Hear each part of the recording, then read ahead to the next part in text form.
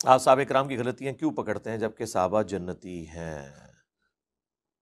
आप हज़रत यूसुफ अलैहिस्सलाम के भाइयों की गलतियां क्यों बयान करते हैं जबकि वो जन्नती हैं? कुरान में साहबा इकराम की गलतियां क्यों बयान हुई हैं जबकि वो जन्नती हैं? बुखारी मुस्लिम में क्यों बयान हुई हैं जबकि वो जन्नती हैं? उन टाइम क़यामत तक जो जवाब लब दे रहोगा। बिस्मिल्लाहिर्रहमानिर्रहीम। नाजरीन, आपने मौसूफ़ की गुफ्तगू समात फरमाई। हज़रत यूसुफ अलैहिस्सलाम के भाइयों की गलतियाँ हम कहाँ बयान करते हैं, और उनकी गलतियाँ तो उस वक़्त तक थी जब हज़रत यूसुफ अलैहिस्सलाम ने ला तसरीब अलैकुमुल यौम कहकर उनको माफ़ कर दिया। अल्लाह ताला ने भी माफ़ कर दिया और हज़रत यूसुफ अलैहिस्सलाम ने भी माफ़ कर दिया, तो हम कौन होते हैं कि उनकी गलतियाँ बयान करें। बाकी रही बात, सहाबा इकराम वो शख्सियात हैं जहाँ अल्फाज का चुनाव तो ज़रूरी है ही, लेकिन लब्बो लहजे का चुनाव भी ज़रूरी है। अगर लब्बो लहजा तो ही नामेज होगा तो ईमान के सलब होने का ख़तरा है। कहते हैं हम सहाबा की गलतियाँ इसलिए बयान करते हैं, पकड़ते हैं कि कुरान में जो आई है, अगर यही तरीका अपनाया जाएगा, ये तो फिर सहाबा तो बाद की बात है, ये तो हुजूर अलैहिस्सलाम पर एतराज़ का दरवाज़ा खोल रहा है ये मिर्ज़ा। अगर कुरान में है और आपने बयान करनी है तो फिर आओ। नबी पाक सल्लल्लाहु अलैहि वसल्लम पर बहुत सारी जगहों पर अल्लाह ताला ने तंबीह करते हुए क्या ये नहीं फरमाया, मा कान लिनबिय्यिन अन यकुन लहू असरा हत्ता युस्खिन फिल अर्द तुरीदून अरद दुनिया। करो एतराज़ हुजूर अलैहिस्सलाम पर भी, क्योंकि कुरान में जो अल्लाह ताला ने तंबीह फरमाई है, क्या अल्लाह ताला ने हुजूर अलैहिस्सलाम के लिए ये नहीं फरमाया, अफ़ल्लाहु अन्का लिमा अदिनत लहुम हत्ता यतबय्यन लकल लज़ीना सदक़ू व तअलमल काज़िबीन। करो एतराज़, करो जुर्रत हुजूर अलैहिस्सलाम पर भी, क्योंकि कुरान में जो आया है। क्या अल्लाह ताला ने कुरान मजीद में हुजूर अलैहिस्सलाम को तंबीह करते हुए ये नहीं फरमाया, या अय्युहन नबिय्यु लिम तुहर्रिमु मा अहल्लल्लाहु लक तब्तगी मर्ज़ात अज़वाजिक वल्लाहु गफ़ूरुर रहीम। ए मेरे महबूब, क्यों हराम किया तूने उसको जो हलाल किया अल्लाह ताला ने तेरे लिए अपनी बीवियों की रज़ा को चाहते हुए। करो एतराज़ हुजूर अलैहिस्सलाम पर भी, क्योंकि कुरान में जो आया है। ये अगर अंदाज अपनाया जाएगा फिर तो सहाबा नहीं, फिर तो हुजूर अलैहिस्सलाम पर ये 2 दिन के बाद एतराज़ करने बैठ जाएगा, क्योंकि आज अपने फॉलोवर्स को यहाँ ले आया कि भाई कुरान में जब आया है तो हम बयान करेंगे, फिर अगले दिन ये भी आएगा कि हुजूर अलैहिस्सलाम के लिए आया है तो हम वो भी करेंगे। भाई अल्लाह ताला अहकमुल हाकिमीन है और पूरी मखलूक अल्लाह ताला से कम मर्तबे में है। अब अल्लाह ताला की मर्ज़ी है अपने बंदों में से जिसके साथ भी जिस लब्बो लहजे में गुफ्तगू करे, जिन अल्फाज के साथ गुफ्तगू करे, अल्लाह ताला से कोई पूछने वाला नहीं है। लेकिन इसका मतलब ये भी हरगिज़ नहीं है कि अल्लाह ताला ने जो बयान किया है तो हर बाजारी आदमी खड़ा हो जाए कि भाई अल्लाह ने जो बयान किया है। भाई देखो, अगर बादशाह अपने वज़ीरों को, मुशीरों को अपने सख्त लहजे में डांटता है तो इसका मतलब ये हरगिज़ नहीं होता कि बादशाह जो डांट रहा है तो अब जो बाजारी आदमी है वो भी खड़ा हो जाए और वज़ीरों पर ज़बान दराजी करे।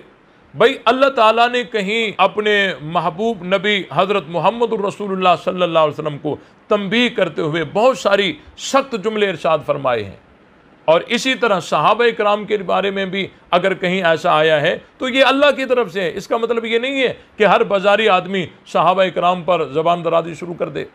बाकी सहाबा इकराम की जो खताएँ हैं, आपके इल्म में होना चाहिए कि सहाबा इकराम की जो खताएँ हैं वो नबी पाक सल्लल्लाहु अलैहि वसल्लम के दौर की वो दौरान तरबियत हैं, और दौरान तरबियत वाली ख़ता अगर कोई उठाकर उस पर एतराज़ करता है तो ये फिर चल नहीं सकता। ये तो इसी तरह है कि जिस तरह कोई तरावी नमाज़ पढ़ाता हो, 4 आदमी खड़े हो जाए, हम इसके पीछे तरावी नहीं पढ़ेंगे। भाई क्यों नहीं पढ़ोगे कि जब ये पढ़ता था उस वक़्त इसका सबक कच्चा था एक दफ़ा, अब उसको देख कर ये खड़े हो जाएं, क्या इनका ये एतराज़ माकूल है? उनको कहा जाएगा कि भाई वो तो दौरान तरबियत का वाक़या है, बाद में ये दस्तार हो गई, हाफिज़ कुरान बन गया, अब आपको इसके पीछे तरावी पढ़नी पड़ेगी। तो सहाबा इकराम से जो ख़ता हुई वो दौरान तरबियत हुई। आप अलैहिस्सलाम ने उन्हें बारहा समझाया, उनकी तरबियत की, उनकी इस्लाह की, तज़किया किया। बिल आखिर अल्लाह ताला ने उनको रज़ियल्लाहु अन्हुम व रज़ू अन्हु की दस्तार पहना दी और कुंतुम खैर उम्मतिन की सनद हाथ में थमा दी और पूरी उम्मत के लिए मेयार ईमान बना दिया। फ़इन आमनू बिमिस्लि मा आमनतुम बिही फ़क़द इह्तदौ। और अगर किसी ने सहाबा पर कोई तान किया तो अल्लाह ताला ने उनको फौरन वहीं रोक दिया। अला इन्नहुम हुमुस सुफ़हा, मुनाफिकीन ने सहाबा को बेवकूफ़ नहीं कहा था, तो अल्लाह ताला ने उन्हें छोड़ दिया कि तुम बेवकूफ़ कहते रहो। नहीं, अल्लाह ताला ने फरमाया अला इन्नहुम हुमुस सुफ़हा, जो सहाबा इकराम पर एतराज़ करते हैं वो बेवकूफ़ हैं। हज़रत माइज़ असलमी का जब वाक़या पेश आया और उनसे ज़िना सादर हुई और वो खुद आकर हुजूर अलैहिस्सलाम से उन्होंने हद जारी करवाई और आप अलैहिस्सलाम ने उनको रजम करवाया। रजम करते वक़्त एक सहाबी ने हज़रत माइज़ असलमी को बुरा भला कहा, तो आप अलैहिस्सलाम ने उसे इजाज़त थोड़ी दे दी कि बस उससे गलती हुई है और आपको इजाज़त है बुरा भला कहते रहो। फरमाया ख़बरदार, माइज़ को कोई बुरा भला न कहे। माइज़ ने ऐसी तौबा की है, ऐसी तौबा की है कि अगर वो तौबा पूरी उम्मत में तकसीम कर दी जाए तो सबको माफ़ी मिल जाएगी। तो ये सहाबा इकराम के बारे में अगर किसी ने कोई बुरे जुमले कहे या कोई एतराज़ किया तो अल्लाह ने भी वहीं जवाब दे दिया, अल्लाह के रसूल ने भी वहीं जवाब दे दिया। अब जो कहते हैं नहीं हम बयान करते रहेंगे क्योंकि कुरान में जो है ये तो अल्लाह और उसके रसूल के साथ मुकाबला है और अल्लाह ताला ने सहाबा इकराम को मेयार ईमान बना दिया है और सहाबा इकराम की जो खताएं हैं, गलतियां हैं, वो भी तकमील दीन का सबब बनी है। अल्लाह ताला को पता था कि आगे आने वाले दौर में बहुत सारे फितने उठने हैं। ये भी तो एक फितना है ना कि कोई कहे कि भाई चोर का हाथ काटने का जो हुक्म है ये कोई सचमुच में थोड़ी है, ये तो तहदीदी हुक्म है। जिस तरह बाप अपने बेटे से कहता है घर से बाहर निकला तो टांगे तोड़ दूंगा, ये सचमुच में टांगे तोड़ना थोड़ी मुराद होती है। उस्ताद अपने शागिर्द से कहता है कि अगर सबक पक्का ना हुआ तो चमड़ी उधेड़ दूंगा, ये सचमुच में चमड़ी उधेड़ना थोड़ी है। इसी तरह कुरान में जो हुक्म आया है कि चोर का हाथ काट डालो, ये भी सचमुच में थोड़ी है, ये वैसे डराने के लिए। अगर कोई यूं एतराज़ करता तो उलमाए हक के पास इसका क्या जवाब होता? सिवाय इसके और कोई जवाब ना होता कि हुजूर अलैहिस्सलाम के दौर में किसी से चोरी सादर हो जाए और आप अलैहिस्सलाम उस पर हद जारी करवाएं, उसका हाथ कटवाएं। उसका हाथ तो कटा लेकिन क़यामत तक कुरान की इस आयत पे पहरा लग गया। अब कोई दूसरा मफहूम पेश कर सकता नहीं है। अब देखें सहाबा से जो खता हुई वो तकमील दीन का सबब बनी है और अल्लाह ताला ने कुरान मजीद में ये नहीं फरमाया वमन युशाकिर रसूल मिन बाद मा तबय्यन लहुल हुदा व यत्तबि गैर सबीलिल मुमिनीन, जो रसूल की मुखालिफत करे हुदायत के खुल जाने के बाद और मोमिनीन के रास्ते को छोड़कर दूसरे रास्ते पे चले।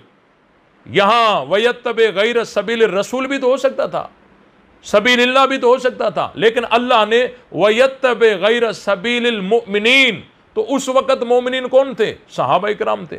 तो सहाबा इकराम के रास्ते को छोड़कर कोई दूसरे रास्ते पे अगर चलता है तो अल्लाह ताला ने उसको जहन्नमी बताया है। तो सहाबा इकराम तो मेयार ईमान हैं, अल्लाह ताला ने उनको मेयार ईमान बना दिया। अब किसी को इजाज़त नहीं है कि सहाबा की साबका ख़ताएँ बयान करे, और जो सहाबा की ख़ता है अगर हुई है, बहुत सारी तो चीज़ें ऐसी हैं जो मनगढ़ंत और यहूदी रिवायात की बुनियाद पर सहाबा की तरफ मंसूब की गई हैं, वो हैं ही नहीं। और बहुत सारी चीज़ें ऐसी हैं जो सहाबा ने इज्तिहादन अमल किया, अगर वो खता पे चले गए तो अल्लाह ताला ने उनको एक अजर दे दिया, सवाब दे दिया। और अगर कोई खता वाकई है भी सही तो उनके साथ तौबा लगी हुई है, और गुनाह के साथ जब तौबा लग जाए तो गुनाह मर जाता है और मर कर वो ज़ाया नहीं हुआ। फ़उलाइक युबद्दिलुल्लाहु सय्यिआतिहिम हसनात, वो तो अल्लाह ताला ने उनकी खताओं को तो नेकियां बना दिया। अब इस दौर तक तो वो गुनाह रहे ही नहीं, वो तो नेकियां बन गई। और सहाबा इकराम की जो आदमी खताएं और गलतियां बयान करे और उनकी तौबा बयान न करे, वो आदमी उस आदमी की तरह बेईमान है जो ला इलाहा तो कहे और इल्लल्लाह न कहे। ला इलाहा, यहां अगर कोई रुक जाए तो इसका क्या मतलब है? ला इलाहा यानी कोई इला नहीं, कोई मुश्किल कुशा नहीं, कोई हाजत रवा नहीं, कोई नहीं, यानी एक भी नहीं, तो क्या ये कुफ्र नहीं है? और जब उसके साथ इल्लल्लाह मिल गया, अब न सिर्फ ये जायज बल्कि हमारा ईमान बन गया। इसी तरह सहाबा इकराम की जो गलतियां बयान करता है और तौबा बयान नहीं करता, वो आदमी उस आदमी की तरह बेईमान है जो ला इलाहा तो कहे और इल्लल्लाह न कहे।